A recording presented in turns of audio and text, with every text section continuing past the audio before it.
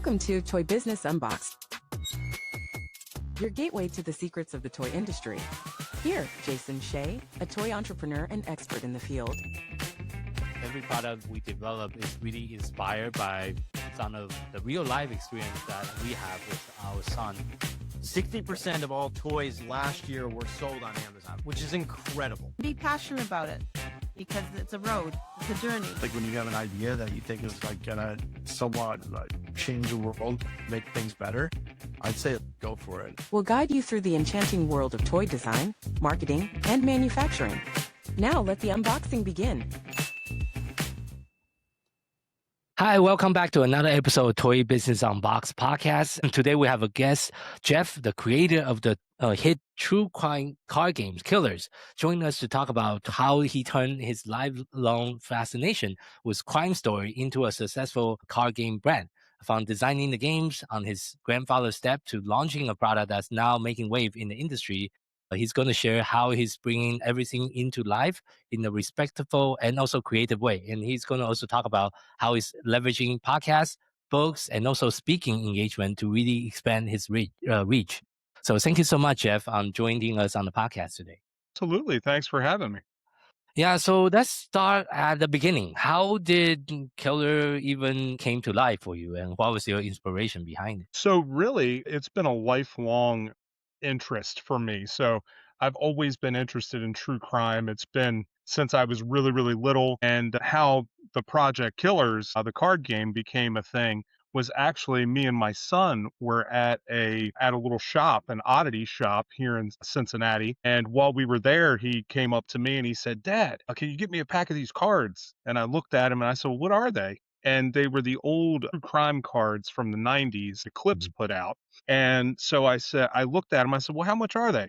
And he said they were $6 a pack. I said, "Son, you ain't getting no cards for $6 a pack. I'm not buying you no $6 a card pack so you can throw them away."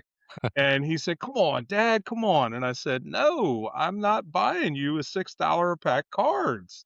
And he said, "Come on, Dad." I said, "Listen, I could make those cards." And as soon as I said that, like the light bulb went off. And by the time I had gotten home, I sat down for about an hour and a half and I sketched out on a piece of notebook paper the basic idea for Killers the card game. And, of course, it took me a year and a half after that to figure out how to do it and to, get things into production and do all of that.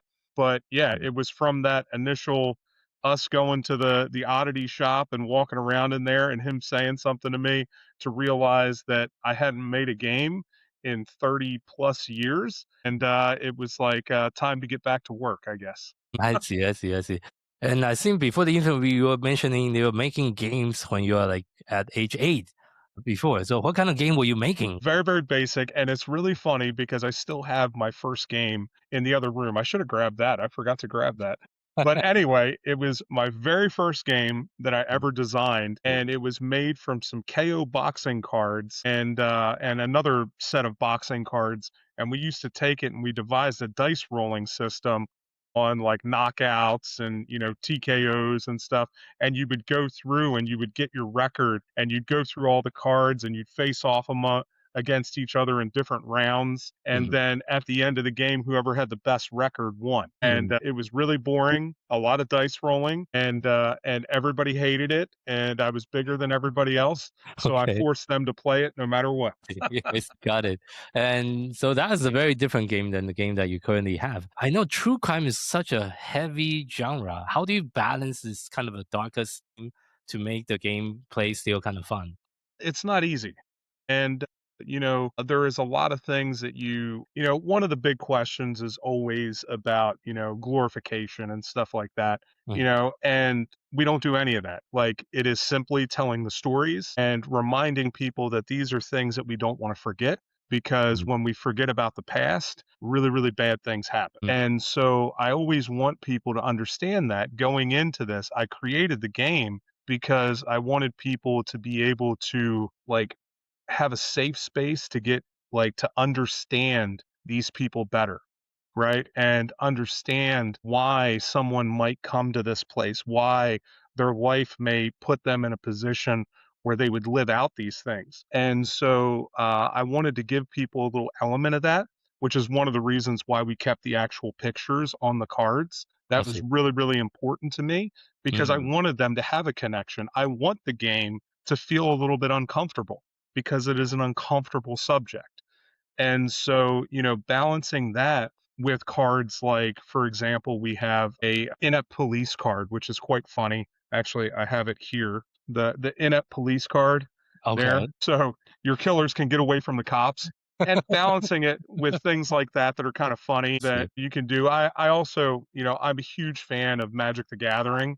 So there's a Okay. lot of influence with some of those cards like that. You can Got it. interrupt other people's kills and things like that. So I we try to keep it light. I did all the flavor text. So there are a lot of very, very funny phrases on the bottom of the card, trying to I see. keep it a little bit light, even though it's such a heavy subject. I see. I see. And since you have the card with us today, can you also give a quick demo on how the game kind of play work and what is the rule behind the games? Okay, so this is your Dahmer card in the game. So if you look at the card itself, on the bottom, you have, I don't know if you can read that. Anyway, Yeah. it says men on the bottom. So that is their victim type. Yeah. So all of them have a specific victim type. And so they get a +1 for all of their dice rolls against that specific victim type. The Okay. 4 numbers next to that are charisma, brutality, intelligence, and elusiveness. Oh. Those are our D&D influences in the game. So that is actually your dice roll modifiers. So if you're going to abduct a victim, you would either roll for charisma or brutality. So you're either Oh. luring them into the car with candy, or you're hitting them over the head with a pipe and throwing them into the trunk. Completely up to you. I see. Brutality, when you're going for a kill, is always what you would roll. That's the modifier you would roll. So you'd roll for brutality for your kill. If the police are trying to investigate the little evidence tokens that you leave behind at the crime scene, it's an Yeah. intelligence roll. And Yeah. then if the police are trying to apprehend you and throw you in jail, it is an elusiveness roll. So there is Oh, interesting. some very D&D elements to the game, and really trying to get in there and understand why would these people do this. Like, for example, Charles Manson is the Mm, worst card in the game, I except see. when you play the Cults expansion and he gets Yeah. the rest of the Manson family, then he's actually pretty good. But Mhm. in the game, he has no specialty because, as I far see. as we know, he killed no one. And Okay. then his charisma is only a 3 out of 4. So he's pretty charismatic, but his brutality is a 0 out of 4. He has Huh. no brutality at all because he didn't kill anybody. I So we see. balance the game through who they really were in real life through those different categories. Interesting. Okay. Okay. And how do you win the game? And like, is everyone So try to kill other people in the game? yeah. So everybody is playing with a stable of 5 killers, and so your goal is to be the first person to get 10 kills through, Okay. like, all you have to do is get 10 kills or be the last killer standing. So whoever has the Mm, last killer, if everybody is arrested. And then the back of the cards yeah. have a little bio on the back and then some stats at the bottom. Okay. So it tells uh, how many alleged victims they had, how many confirmed victims they had, and then how many years they went undiscovered before they were Oh, arrested. so you have some actual history behind the Yeah. person as well. I see. I see. Okay, very interesting setup. What would you say is the biggest challenge to bring this game to market? I think the biggest challenge is for me was finding, manufacturer, a publisher that was willing to get on board and to do something in this genre because there are a lot of people that, there are a lot of things out there that, are cultural no-nos, right? And so Mm, I break a lot of those barriers with a lot of the games that I create. So, that is challenging, but I was surprised. I really thought when I started this out, I thought, we're probably going to go to the first convention and we'll be there about 10 minutes and maybe they'll mhm. ask us to leave and there'll be people that'll be like, man, this is crazy. Why would somebody make this? And it was the complete opposite. I went to a Mm. convention and the very first one that I went to, we did like $1,200 with no product. There's no product. I had nothing to give anybody Yeah, because we were still on pre-order at the time. I see. We had nothing manufactured. I had one demo copy. I stood there and I kept selling them and they kept signing up. They kept giving me their money. And I was like, dude, there's a real product here. Like I could actually make this into something. Mhm. And so from then on, it was just like gangbusters. We went and right at that time, actually, we were doing it on Indiegogo back then, Okay. before we went to Kickstarter. And so we Mhm. ran the very first one on Indiegogo, and that was really successful. And Okay. then we released the first expansion on Kickstarter and have been with Kickstarter ever since. I But see. it's been wild. I would have never expected it to Mm. go as well as it did, but I'm glad. I see. I see. Thank you for sharing that. And obviously, your game does stand out in a crowded kind of space. Like, how do you find your typical audience that really enjoy the game like yours? So, like, the thing is, with a game like this, you look at who's interested in true crime, right? And there is a huge segment of the population that is very interested in true crime, that watches all the documentaries, watches all the shows. Everybody is, talking about the new one that just came out and this crazy story and that crazy story. So Mhm. I had to really go and look and see, okay, where are those people at? What are they doing? Like, what are they engaging with? And I really kind of found a home in the oddities community because there's a lot of crossover there that is very interested in both history and, not as much gaming, but history for sure, and really strange things. And so I have done a lot of work there and met a lot of people within the oddities community. And then before that, I started out going to like gaming conventions and comic book conventions, and I was shocked at like how much of an audience there was there, because true crime kind of transcends all of that. Even, whether they're interested in gaming or they're interested in whatever, people are fascinated by why people would commit the crimes that they would commit. And Mhm. so you find like everybody knows somebody that's into true crime, or is Mhm. listening to a true crime podcast, or is Mhm. reading a true crime book.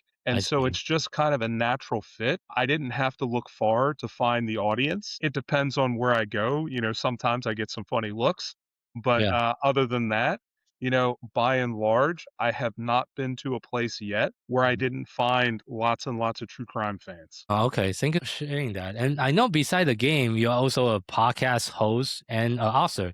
Can you also Yeah. talk about some of those other creative outlets that you also do? Yeah, so I wrote the book Beyond the Headlines: True Crimes, Myths, and Legends. That is volume one of a currently a 5-volume series. I'm working on book two now, but I released that last July, not this past July, but the July before that. So it's Yeah. been out a little over a year now. It's done really, really well. I won the International Impact Book Awards for History with that Oh, book. congratulations. Okay. Yeah, thank you. And so it's been really, really cool to be able to get that and to stand out even within the true crime field. So after that, I started the podcast and I started True Crime Myths, Legends, and More. And so that's over on YouTube. But Mhm. there we talk about all kinds of different true crime cases. We talk about, some of the stuff that is maybe outside of the box, like Mhm. some of the alternate theories and things like that, because I think that it's important that we give light to all of it so people can have an informed idea of all of these cases and they can go out there and understand the totality of Mhm. what's going on and not just hear the mainstream ideas about, oh, okay, that this is who did that, because those things are not always true. We don't always have all the information.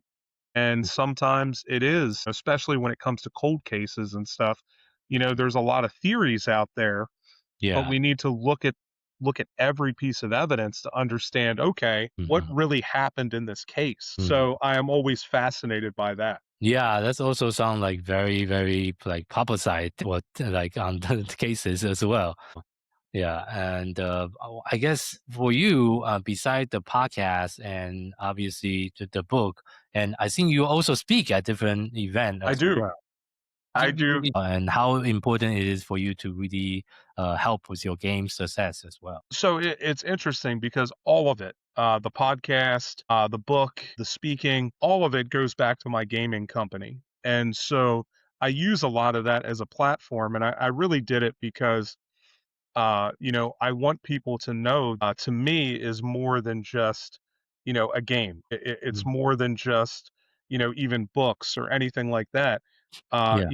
I am out there consciously trying to educate people and have Mhm. them understand all of these things because I think it is super important to not Yeah. forget. People want to sweep things under the rug and forget that they ever happened. We run the risk of really having those problems reoccur. And Mm, so, okay. Yeah. the more that we can get people to understand these things, the more forensic people we have out there, the more police we have out there, the more people that are coming up with new programs to help the Mhm. people that may offend. And so I think it's vitally important that we look at all of those things and we get people to understand that, whether that is through playing games, whether that is through reading books, listening Mhm. to podcasts. And I have always been one of those people that I cast a large net. So I want to grab everything that I can Mhm. in one area. So if I'm Yeah. going to talk about true crime, I'm going to hit I'll podcast and Mhm. books and everything. Mhm. So, but I think it's really important to do that.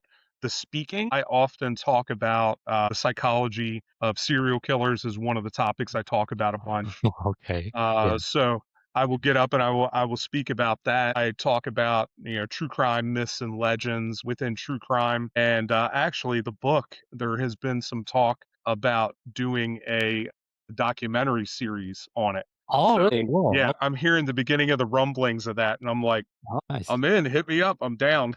Yeah, yeah, yeah. That would be very interesting, and will Yeah, also help the book as well. absolutely. Yeah, and well, going back to the game itself, when you are designing the game or the way the game mechanism work, you kind of mentioned a few kind of element earlier. Like when you're designing it, you're also trying to really reflect the real life narrative. Like you mentioned, you're including some of the history as well. But besides that, what other element that you also try to incorporate when you're designing the game? So I think I'm always trying to figure out ways. One of the things I love to do as a game designer is I don't even play people's games anymore. It's so bad Mhm. because I never have time to play any games. But Yeah, what I love to do is I often buy games just to yeah, read their rule book. I want to okay, understand how the game functions. yeah, So I often pick apart a game mechanics and mm, try to figure out, okay, well, how would that work for something I want to do? mm, So, how would I fit that type of game mechanic into a game that I want to create? And so mm, early on, I had this idea that I wanted to infect every part of gaming with true crime stuff. okay, So I have made Killers was my first game. I've yeah, got like 8 other games out there that I've created of all different kinds of modalities, I guess, okay, and different mechanics and stuff that are all based around true crime. So, always trying to figure out, okay, what works best? What do I like? What do I like? What do I enjoy playing? What do other mm, people enjoy playing? And how could that tell a story? And teach people the history and give them a better understanding of the world around them.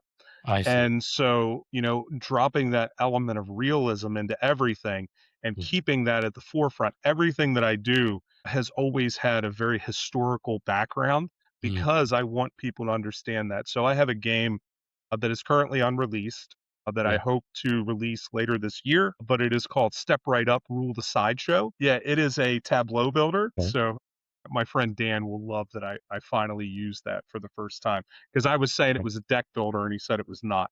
And I said, I think it's a deck builder. I'll call it whatever I want. We had some good arguments about that, but he's finally got me. It is a game where you are trying to build your 10 in 1 sideshow. You have okay, tarot sized cards. So I did that on purpose because the original cabinet cards that they would give away or sell at the sideshow were just a little bit bigger than tarot size. So I mm, wanted people to get a feeling that they were at the sideshow and that they were getting these cards directly from the sideshow acts. So in the game, you can have up to 10 cards, and you have to build up the amount of draw that you have is the amount of people that are coming to your show, and then okay. you can charge them ticket prices, right? Oh, And okay, so the more people you have coming, the higher you can get your ticket price up. And so then you're trying to make the goal of the game is to have the most money at the end of the game. whoever has the most money wins. Right. You have to hire all of your acts. You have to Mm. pay them every turn. Mm. So you're constantly managing money and making sure that you're taking care of all them. And then people will show up to your sideshow. One of my, like, we try to add a lot of historical elements. So you might Interesting. have a politician that comes to the sideshow, and you have to grease the wheels of the politician and give him $500 so that he lets your Okay. sideshow go on, or he'll shut you Right. down. We have Edison's thugs that Okay. may show up at the sideshow. Thomas Edison was well known for having people show up and Mm. like say, hey, where's our cut? There was a lot of these things going on in the 1800s. Yeah. So we really try to drive from a lot of those things. You can burn down other players' sideshows. So Oh. cards in there to do that. That happened a bunch. Your sideshow act may get drunk and end up leaving the sideshow because they were out partying too much. So I there's all see. kinds of things that you can do that are very, very relatable to history and Mm. fleshing Okay. out some of that history. Some of it's done very funny. Some of it is very serious because a lot of those people Mm. went through very, very difficult things. Mhm. One of the great things that I love and have always loved about the sideshow, and specifically P.T. Barnum, is that he gave a place for people that at the time had no other way to make money. And Right. he gave them a good living. And even though they had to struggle, they had to, go through a lot of difficulty to do that. Mm. Some of those people were more well paid than, during the time than a lot of, very similar to all of the celebrities now. And so Oh, there is okay. no other way that those people would have been able to live that kind of life if it Mm. wasn't for the things that P.T. Barnum did. I So I always have found that fascinating, and I really wanted to showcase that through the game and really show that, uh, don't forget about these people. They were a huge part of history for about 80 years. All of these, the lobster boy and, the fat lady and the strong man and all of this stuff. Mm. They were a huge part of history for a very Yeah. long time. And, a lot of times, now because the culture has changed, it's like we don't want to think about those things because they're kind of dark history, but they're not really. These people were really taking everything they had and giving us a way to have insight into their lives and to see the talents that they really had. And so that is always amazing to me, and I always want to showcase that. I see. Okay, that sounds like a very interesting project as well. So, but what is next for the Killer Empire itself? Like, how are you planning to grow the true crime universe that you have been building? So I've been working this week. I tend to get laser focused on things and just like go on a creating spree. So currently, what we are working on in development right now, matter of fact, right now I'm printing out some books to get ready for this. But I have a couple new games coming out. The one that I'm working on today is called Killers Shadows of the Mind Okay, RPG. Going to be our RPG first version. Okay, Yeah, it's okay, going to be our first role playing game yeah. that you will be able to play as a detective. It's very Okay, detective heavy. So you're okay. going to play either as a detective, a forensic person with a Mhm. bunch of different subclasses around that, or you can play as the killer. A Oh, lot of times the GM will play as the killer, mm, but if you're playing in a large enough group, you may have a killer that is playing alongside of you as a hidden role. So you'll be playing along with them and trying to figure out and solve the case and figure out who has done it. I see. Okay, okay. But it is a completely fully integrated RPG. It also has a solo mode. It has an Oh, oracle mode where you can create everything yourself and run your own solo campaigns. You okay. can play with multiple people. You can play player versus player, so you can play with 3 or 4 killers at one time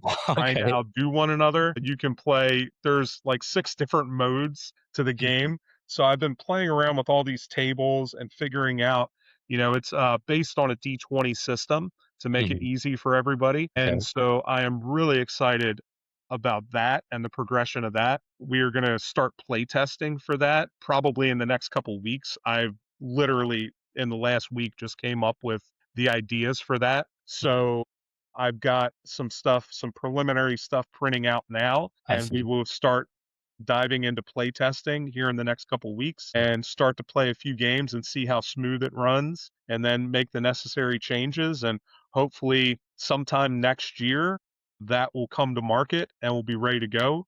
And I say that sometime next year, knowing that the way that I work, it'll probably be out in like 3 weeks. Uh, that's just Yeah. me. Yeah. And the other thing I have coming out, which is something that I've really been excited about. Okay. Of course, I already mentioned the sideshow game that hopefully will be dropping by the end of this year. We've Yeah. kind of been waiting for the market to be a little bit better Mhm. because things have been crazy here. Yeah, so step right up. Hopefully, will be out by the end of this year. And then I was working on an updated, smaller version of my social deduction game. So I have a social deduction game called the Profiler. Okay. Really, really great game, but it's a big game.